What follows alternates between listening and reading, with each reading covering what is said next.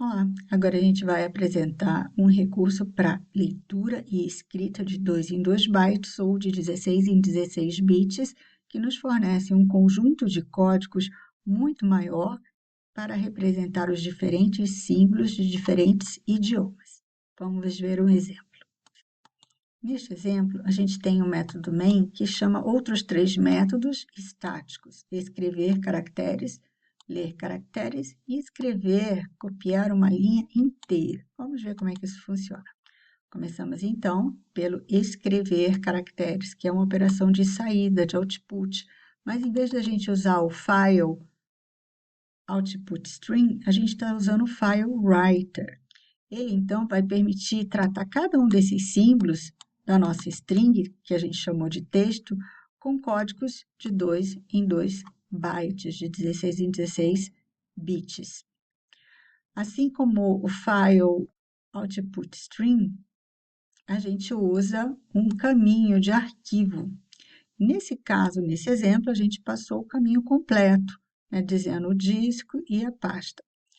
Para a gente separar essas pastas, a representação das pastas, a gente vai usar a barra dupla, porque uma barra simples, sozinha, no Java significa um código especial que vai ser apresentado. No caso desse exemplo, no texto, a gente está usando barra N para fazer o salto de linha, como a gente já tinha visto. Observem que a gente tem um tratamento de exceção e quando a gente seleciona essa exceção, ela evidencia quais métodos podem lançar essa exceção. Tanto a instanciação de um objeto de file writer quanto o método write e o método close podem gerar uma exceção de I/O exception. Então, a gente tem que tratar esses métodos dentro de um bloco de try-catch. Então, aqui nesse caso, a gente está indo até o final da nossa string, usando o método length da string, do nosso objeto texto.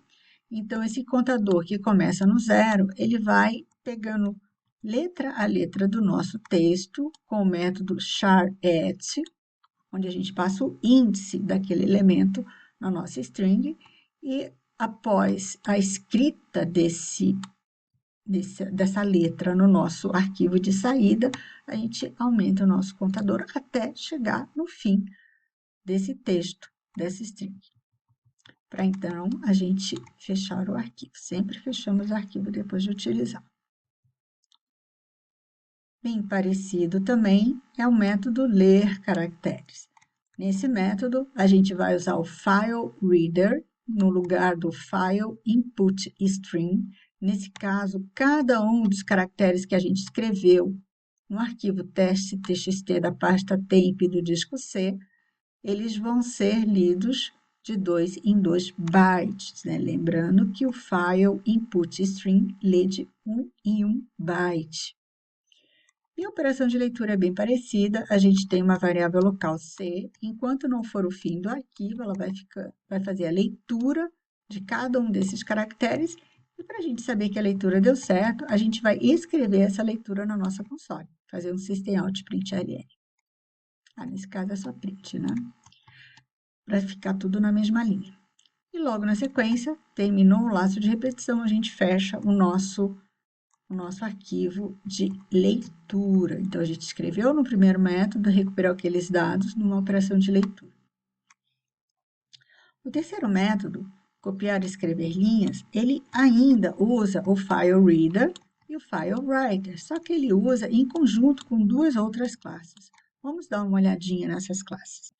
Esse recurso do BufferedReader e do PrintWriter, ele é próprio para manipular arquivos de texto, onde a gente sabe que a informação vai ter separadores de linhas como o /R, o /N, ou a combinação dos dois, /R e /N, sendo que o /N é o salto de linha e o /R é o carriage return, ou retorno de carro, bem parecido com as máquinas de escrever, mas a ideia é voltar até o início da linha, que é considerado também um separador de linha, ou finalizador de linha.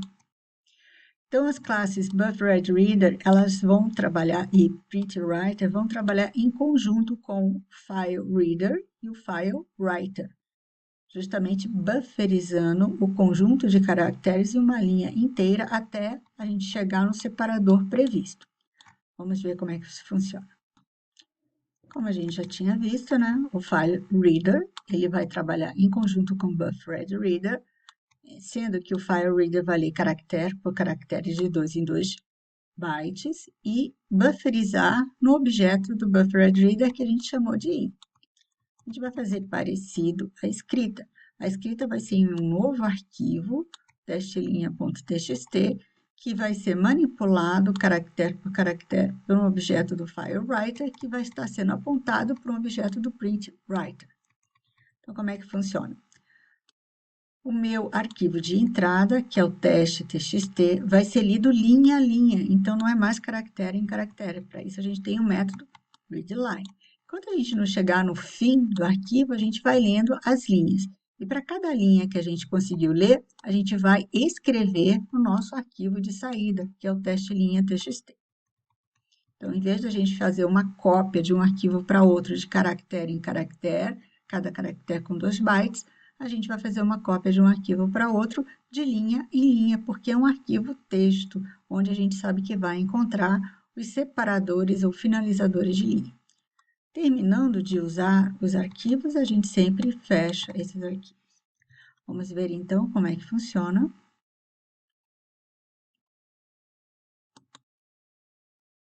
Então, a escrita funcionou, a gente aqui chamou o nosso cabeçalho, não houve erro nenhum.